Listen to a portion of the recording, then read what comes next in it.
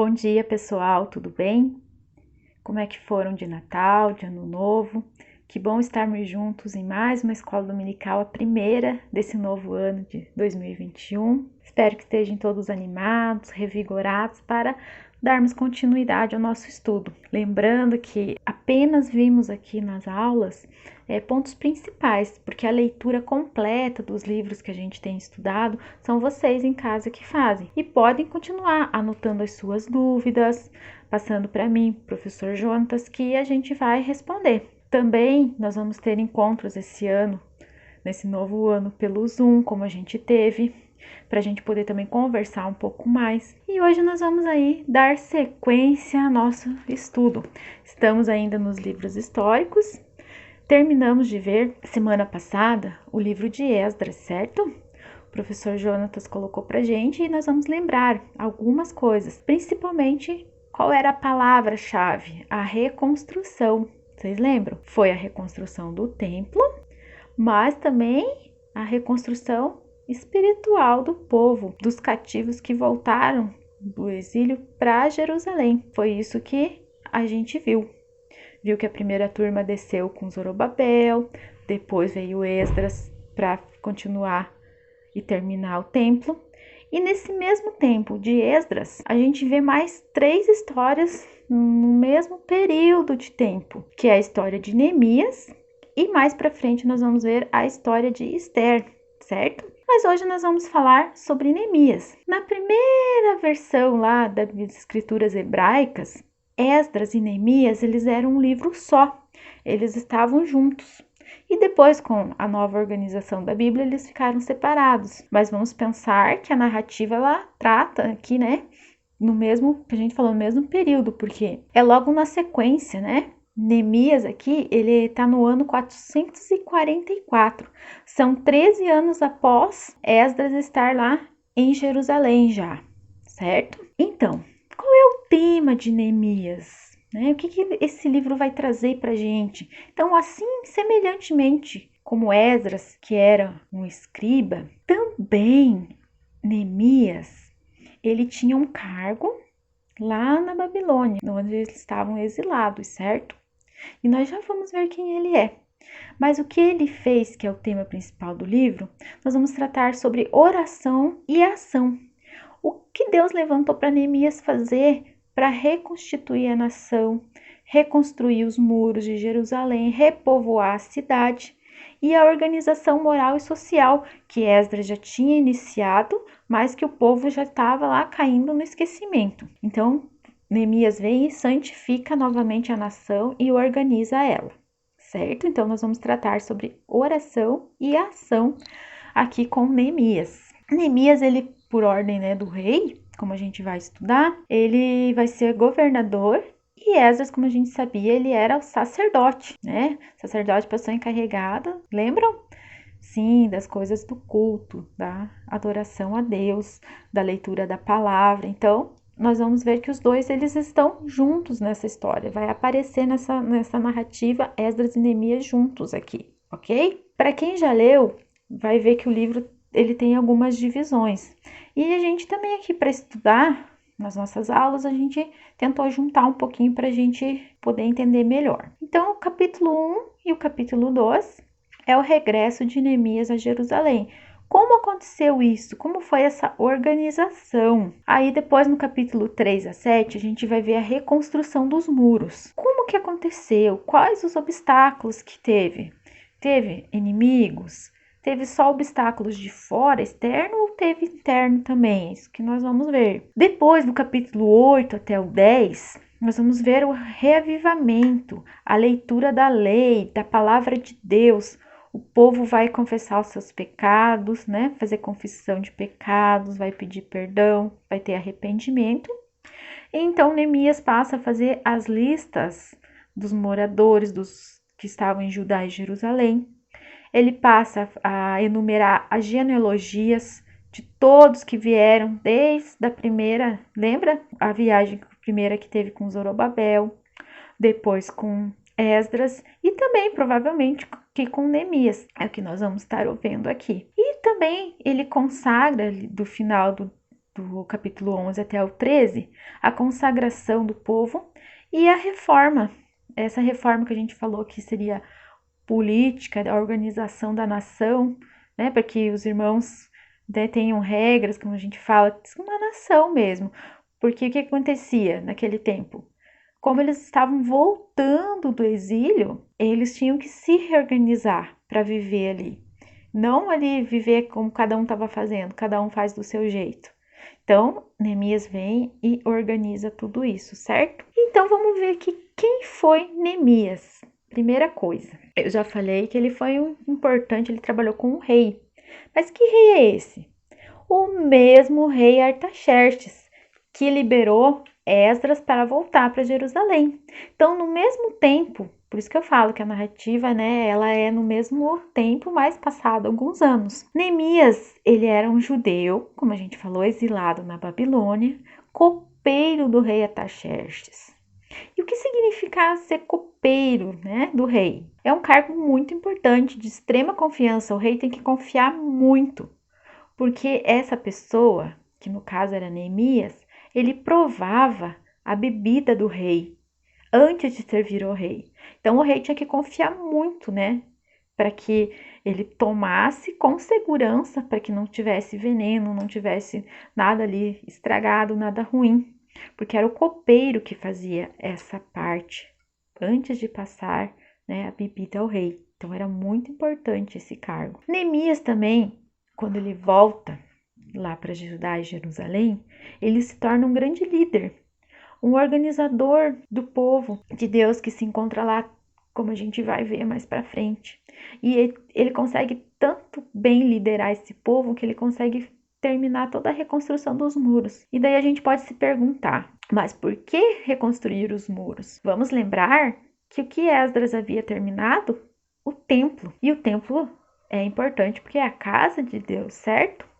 E por que agora Neemias vem e quer construir os muros?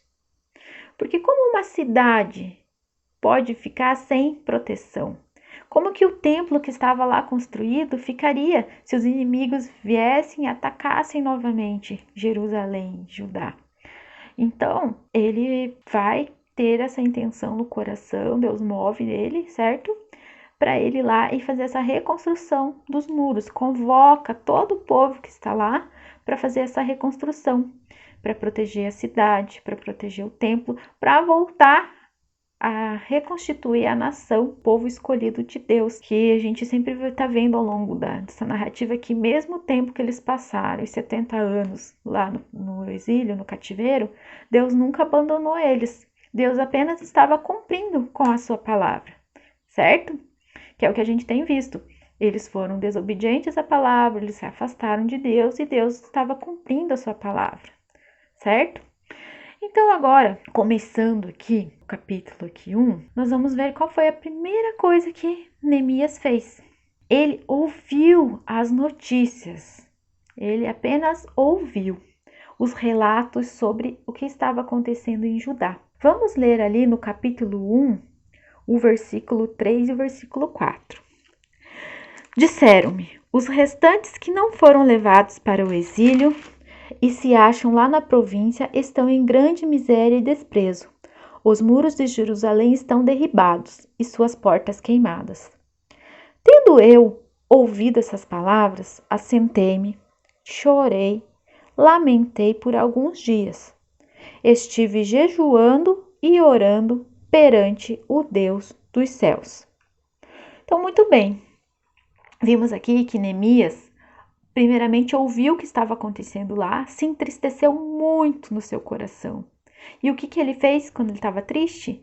Ele chorou, mas o que ele fez também? Ele orou a Deus. E ele conversou com Deus, ele colocou ali, né, todo o seu lamento sobre a situação. Entregou ali nas mãos de Deus, que Deus ajudasse ele.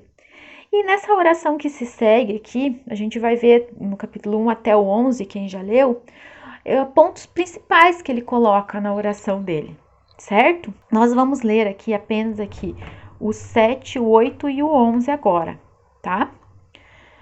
Temos precedido de todo corruptamente contra ti. Não temos guardado os mandamentos, nem os estatutos, nem os juízos que ordenaste a Moisés, teu servo. Lembra-te da palavra que ordenaste a Moisés, teu servo, dizendo: Se transgredirdes, eu vos espalharei por entre vós. Mas se vos converterdes a mim e guardastes os meus mandamentos e os cumprirdes, então, ainda que os vossos rejeitados estejam pelas extremidades do céu, e de lá os ajuntarei e os trarei para o lugar que tenho escolhido, para ali fazer habitar o meu nome. Ah, Senhor, estejam, pois, atentos os teus ouvidos à oração do teu servo e a dos teus servos que se agradam de temer o teu nome. Concede que seja bem-sucedido hoje o teu servo e dá-lhe mercê perante este homem. Nesse tempo eu era copeiro do rei. Então, como eu coloquei aqui, a gente não leu na íntegra, só leu alguns pedaços porque que eu quero destacar com vocês. A oração. O que Neemias fez aqui? Primeiro, ele lembrou que o povo era pecador, que o povo era mau, certo? Destacando para Deus que o povo fez errado, o povo transgrediu a lei, mas que Deus era muito misericordioso, né? Deus é muito, muito grande, muito benigno. E Deus guarda a sua aliança para os que o amam, para os que o seguem e para os que o temem. E daí então Neemias faz a sua petição. Ele pede a Deus que interceda, né, pelo povo, por essa situação que eles estão vivendo ali, porque Deus não muda. Nós podemos falhar, mas Deus não muda. Por isso que ele fala, se hoje, né, eu garanto a sua mercê. Então, nós vimos que Neemias orou, os pontos ali que a gente leu da oração dele, foi que ele lembrou que Deus era misericordioso, que o povo havia pecado, se afastado de Deus, e que ele entendia que Deus estava aplicando o castigo que fora, né, combinado. Deus falou: se andares nos meus caminhos, eu serei contigo, se não andares, eu não serei. Então ele entendia isso, colocou para Deus na sua oração, intercedeu pelo povo, pela situação, e pediu que Deus ajudasse ele, se fosse da vontade de Deus. Então a primeira atitude dele, oração. A segunda vai ser a ação. Então ele vai falar com o rei, ele toma uma atitude. Então como que ele foi falar com o rei? Vamos ver ali no capítulo 2, mas não vamos ler todos, só alguns ali, certo? Vou estar lendo. No mês de Nissan, no ano 20º do rei Artaxerxes, uma vez posto o vinho diante dele, eu o tomei para oferecer-lhe e lhe dei. Ora, eu nunca antes estivera triste diante dele. O rei me disse: por que estás triste o teu rosto? Se não estás doente? Tem de ser tristeza do coração. Então temi sobremaneira e lhe respondi: viva o rei para sempre. Como não estaria triste o rosto se a cidade onde estão os sepulcros de meus pais está assolada e tem as portas consumidas pelo fogo? Disse-me o rei: que me pedes agora? Então orei ao Deus dos céus e disse ao rei: se é do agrado do rei, que se o teu servo acha mercê em tua presença, peço-te que me envies ajudar a cidade dos sepulcros de meus pais, para que eu a reedifique.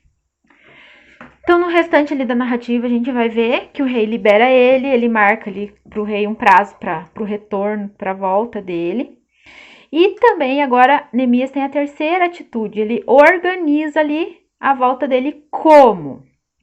Como que ele organiza a volta para Judá, para Jerusalém?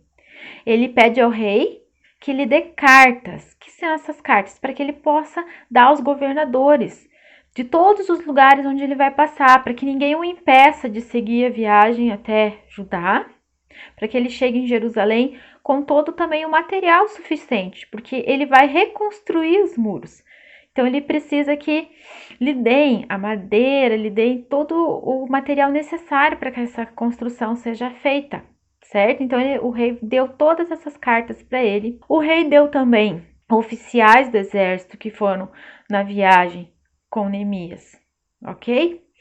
E o que acontece aqui? Nós vemos que Neemias ele foi equiparado como um grande oficial, assim como aconteceu com Daniel, com Esdras, na história de Esther também, que nós vamos ver, mas que, né, alguma coisa da história de Esther vocês já conhecem.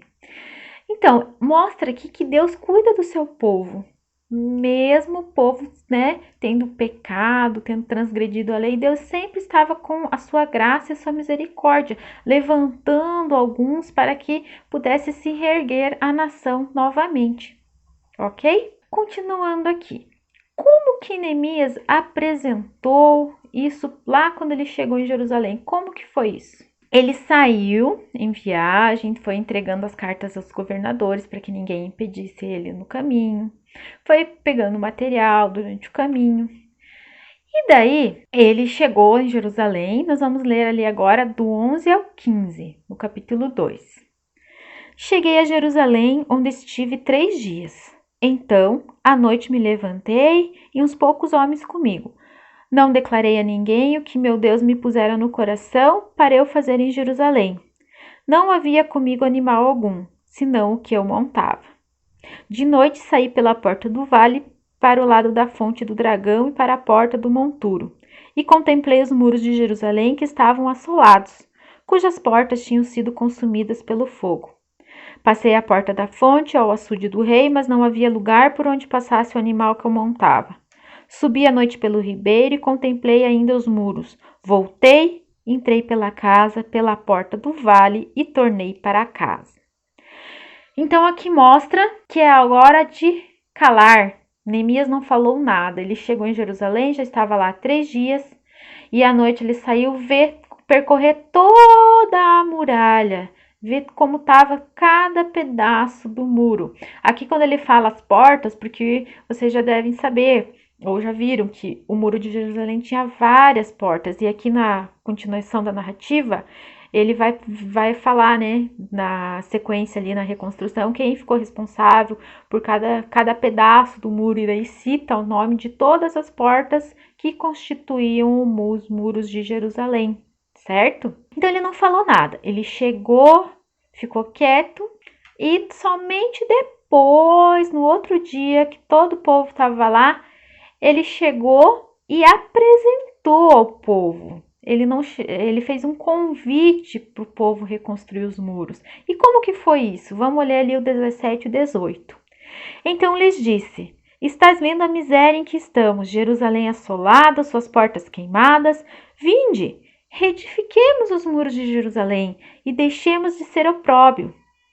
E lhes declarei como a boa mão do Deus estivera comigo, e também as palavras que o rei me falara. Então disseram: Disponhamo-nos e edifiquemos, e fortaleçam as mãos para a boa obra. Então foi esse o convite. Ele colocou o povo: vamos deixar essa vergonha. Olha, o templo está aí, vamos reconstruir o muro, vamos repovoar a cidade, vamos se organizar. Então ele apresentou ao povo como que o povo podia fazer isso.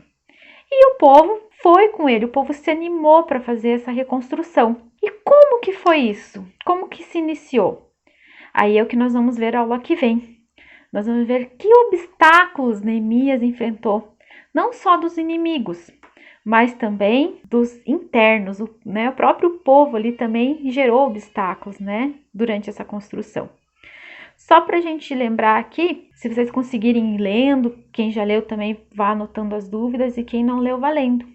Então por hoje é isso, a gente fica por aqui e semana que vem a gente dá continuidade à sequência aqui do livro de Neemias, certo? Então é isso, um abraço, boa semana, Deus abençoe vocês.